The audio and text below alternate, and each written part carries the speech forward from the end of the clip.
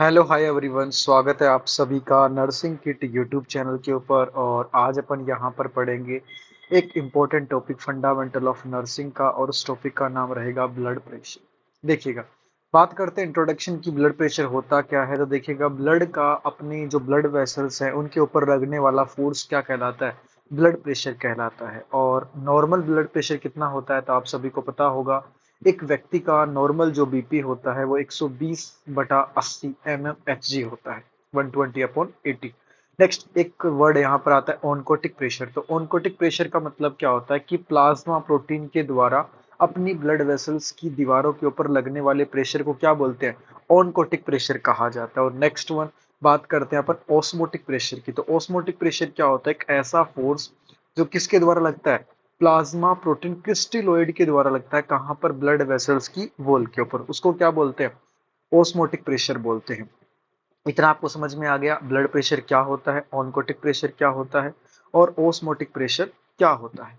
अब बात करते हैं पल्स प्रेशर क्या होता है। तो देखिएगा, सिस्टोलिक और डायस्टोलिक प्रेशर दोनों को अगर अपन डिफरेंस कर देते हैं, मतलब नॉर्मल पल्स प्रेशर अगर अपने को काउंट करना है तो अपन सिस्टोलिक प्रेशर के अंदर से डायस्टोलिक प्रेशर को अपन माइनस कर देते हैं, तो अपने पास पल्स प्रेशर निकल करके आ जाता है। नेक्स्ट बात करते हैं एमएपी की। एमएपी मतलब मीन आर्टीरियल प्रेशर। इसमें कैसे निकालते हैं, तो मीन आर्टेरियल जो प्रेशर है वो अपन निकालते हैं सिस्टोलिक प्रेशर प्लस 2 मल्टीप्लाई कर देते हैं डायस्टोलिक प्रेशर को, और अपन डिवाइड कर देंगे 3 से। इस तरीके से क्या होगा, जो नॉर्मल मीन आर्टेरियल प्रेशर है जो कितना होता है 93.33 mmHg, ये अपने पास निकल करके आ जाता है। नेक्स्ट आता है असेस ब्लड प्रेशर की। ब्लड प्रेशर को अपन चेक कैसे कर सकते हैं। तो देखिएगा, बीपी को चेक करने के लिए दो अलग अलग मेथड होते हैं, पाल्पेशन मेथड और ऑस्कल्टेशन मेथड। पाल्पेशन में क्या करते हैं, ओनली अपन सिस्टोलिक प्रेशर असेस करते हैं। वहीं पे ऑस्कल्टेशन मेथड के अंदर सिस्टोलिक और डायस्टोलिक प्रेशर दोनों को असेस कर सकते हैं, बट वहां पर अपने को स्टेथोस्कोप की जरूरत पड़ती है। नेक्स्ट बात करते हैं आर्टिकल्स की। तो देखिएगा, बीपी को चेक करने के लिए सबसे पहला बीपी इंस्ट्रूमेंट की जरूरत पड़ती है, जिसके अंदर उस इंस्ट्रूमेंट का नाम है स्पेग्मोमेनोमीटर, और उसकी मैक्सिमम रेंज होती है 300 mmHg तक।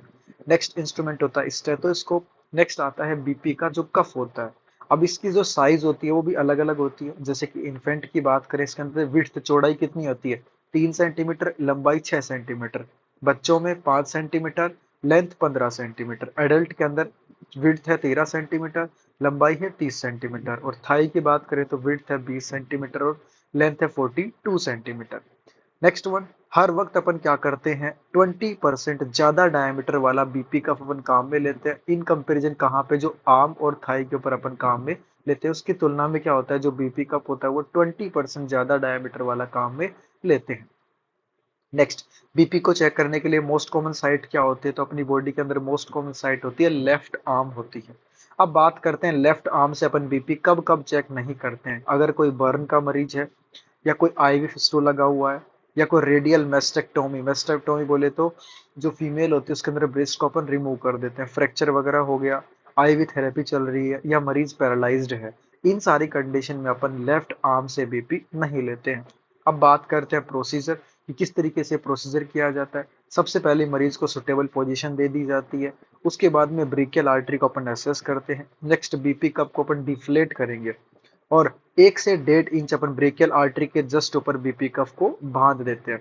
बीपी कफ को फिर अपन अटैच कर देंगे स्पेग्मोमेनोमीटर से, और स्पेग्मोमेनोमीटर को लगभग 2.5 फीट डिस्टेंस के ऊपर लग देते हैं, आई लेवल के ऊपर अपन रख देते हैं। फिर अपन ब्रेकियल आर्टरी को पाल्पेट करते हैं और स्टेथोस्कोप को अप्लाई करते हैं। देन अपन पूरी की पूरी कोशिश करते हैं साउंड सुनने की, और धीरे धीरे क्या करते हैं, बीपी कफ को अपन ने पहले डिफ्लेट किया था उसको धीरे धीरे इन्फ्लेट करते रहते हैं।